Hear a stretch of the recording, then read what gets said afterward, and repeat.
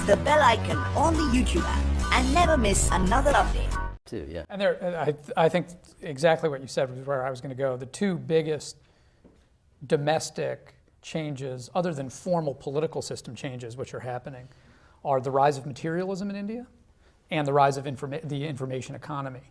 On the materialism side, this is a country that is sort of known for its sort of spiritual dimensions, not just Hinduism, which is about 80% of the population, but there are four world religions that have deep historic ties to India, including being founded there, right? Hinduism, Buddhism, Jainism, and Sikhism were all sort of created in India, plus 18% of the population is Muslim. St. Thomas, the Doubter, went to India in 40 AD or something like that, and shortly after the crucifixion and the dispersal of the apostles, and he set up shop in South India. So there have been Christians in India since essentially a decade after Christ.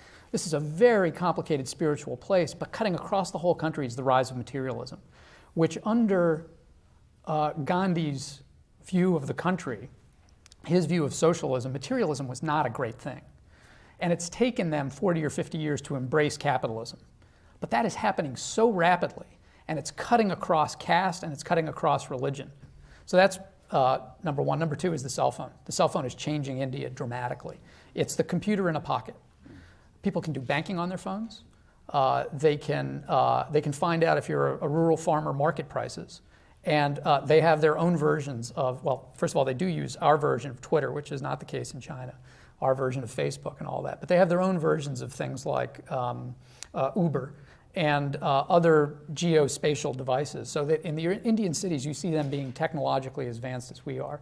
And that's a fascinating development. It's going to change the country. Yeah, rapidly becoming materialists and consumers of many of the same kinds of things that people their same age are consuming in other parts of the world.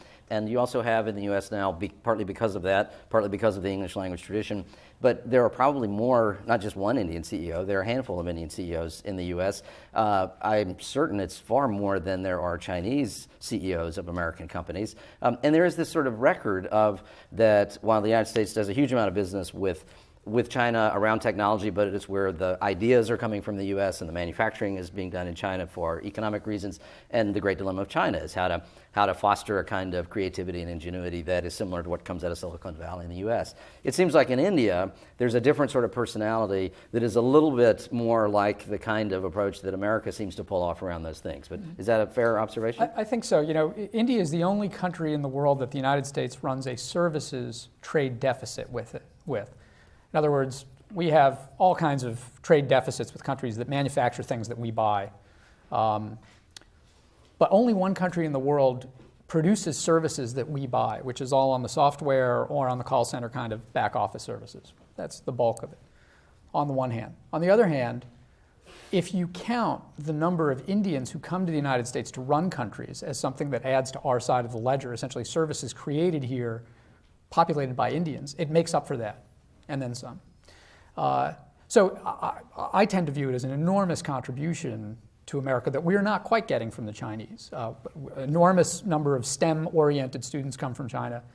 The impulse is for them to go back for a number of reasons, including that many of them are the children of Chinese communist government officials. And for many reasons, they have to go back. In both places, they want access to higher education in the United States. And we should want that. This is another big part of American soft power, is the fact that we're essentially educating the best and the brightest in those two places. On the Chinese side, they're going back, and hopefully they're changing parts of China in a way that works better for us, not just politically, but economically. In India, many of them are staying here, but that still builds a bridge. Many of my Indian friends